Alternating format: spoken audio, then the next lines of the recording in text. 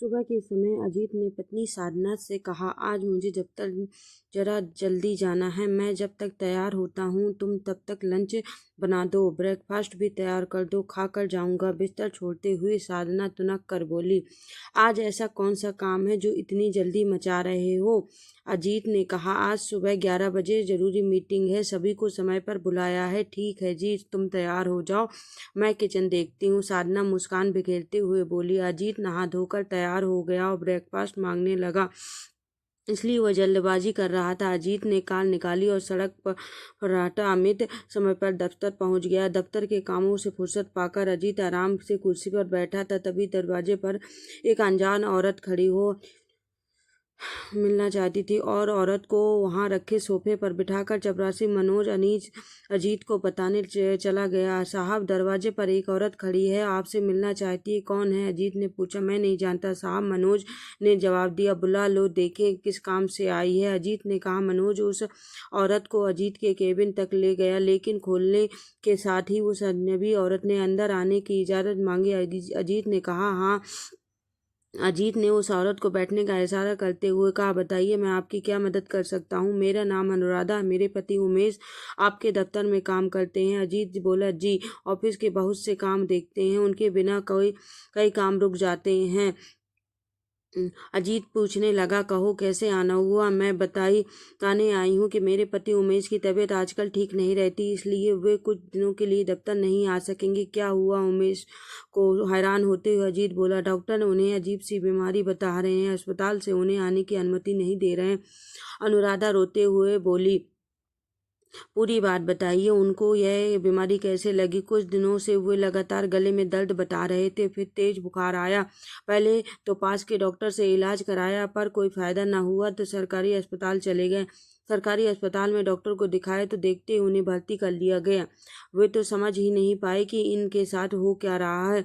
जब अस्पताल से इनका फोन आया कि मैं भी सुनकर हैरान रह गई। अनुराधा ने आंसू पोंछते हुए कहा, अजी अभी वे अस्पताल में ही हैं? अजीत ने पूछा। अनुराधा ने जवाब दिया। अजीत यह सुनकर परेशान हो गया। उमेश का काम किसी और को देने के लिए चपरासी मनोज से कहा। अजीत ने उमेश की पत्नी अनुराधा को समझाते हुए कहा, तुम बिल्कुल चिंता न करो, घर जाओ, बेफिक्र रहो, उन्हें कुछ नहीं होगा। अनुराधा अजीत से आश्वस्त होकर घर आ गई और उसे भी घर आने के लिए कहा। अजीत ने भी जल्द समय निकालकर घर आने को कहा। सर, कुछ कहना चाहती हूँ, कुर्सी से उठते हुए अनुराधा झिटकते हुए बोली।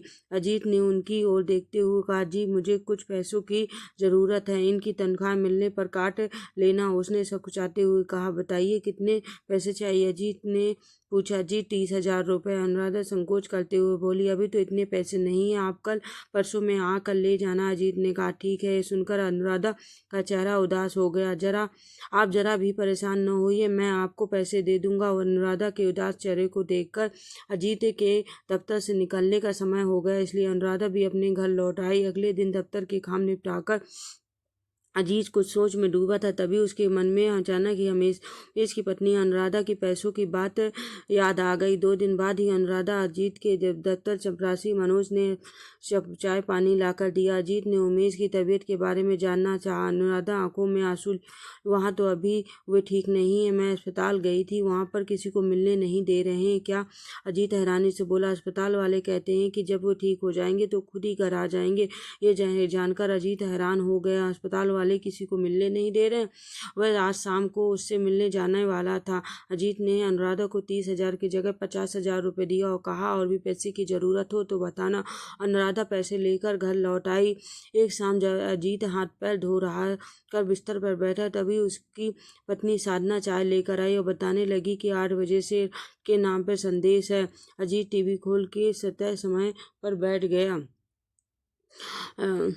साथ ही यह भी बताया कि 5 बजे अपने घरों पर से बाहर थाली या बर्तन कुछ भी बजाएं। उस दिन शाम को जब पड़ोसी ने घर से बाहर निकलकर थाली बजाई तो अजीत भी शोर सुनकर बाहर आया। पत्नी साधना भी खुश होते थाली हाथ में लेकर बाहर जोर जोर से बजाने लगी। उसे देखकर अजीत खुश हुआ और अगले दिन अजीत फिर किसी जरूरी काम के लिए निकल वजह से ऑफिस नहीं गया। उसी दिन शाम को फिर से राष्ट्र के नाम संदेश आया। लॉकडाउन की खबर से वह भी हैरत में पड़ गया। अगले दिन किसी तरह अजीत ऑफिस गया और जल्दी से सारे नाम निपटाकर घर आ गया। घर पर अजीत ने साधना को ऑफिस में साथ काम करने वाले उमेश के बारे में बताया। उसकी तबीयत ठीक नहीं है। अगले दिन सड़क पर सख्ती होने से अजीत दफ्तर न जा सका। लॉकडाउन होने की वजह से अजीत घर में रहने को विवश हो गया।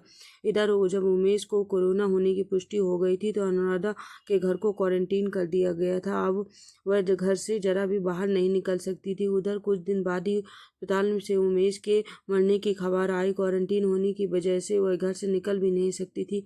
अनुराधा को अस्पताल वालों ने फ़ोन कर सुरेश की लाश देने की वजह बताई। यह सुनकर अनुराधा घर में ही दहाड़े मारकर घस खाकर गिर गई। अब ऑफिस में भी उमेश के मरने की खबर भिजवाई गई, पर ऑफिस बंद होने की वजह से किसी ने फ़ोन नहीं उठाया।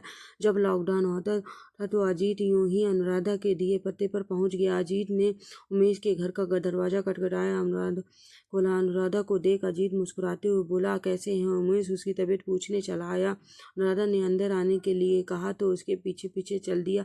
कमरे में अजीत को बिठाकर अनुराधा चाय बनाने किचन में चली गई। कमरे का नज़ारा देख अजीत हैरन में पड़ गया। उमेश की तस्वीर पर फूल चढ़े थे। अजीत समझ गया कि उमेश अब नहीं रहा। अनुराधा चाय लाई। अजीत ने हैरानी से अनुराधा से पूछा तो उसने रोते हुए बताया कि लॉकडाउन में ही चल बसे। अस्पताल से खबर आई, मुझे तो क्वारंटीन कर दिया था। फ़ोन पर ही अस्पताल वालों ने लाश देने से मना कर दिया। क्या करती? घर में फूट फूट कर रोने के सिवा। ने गौर किया कि उमेश की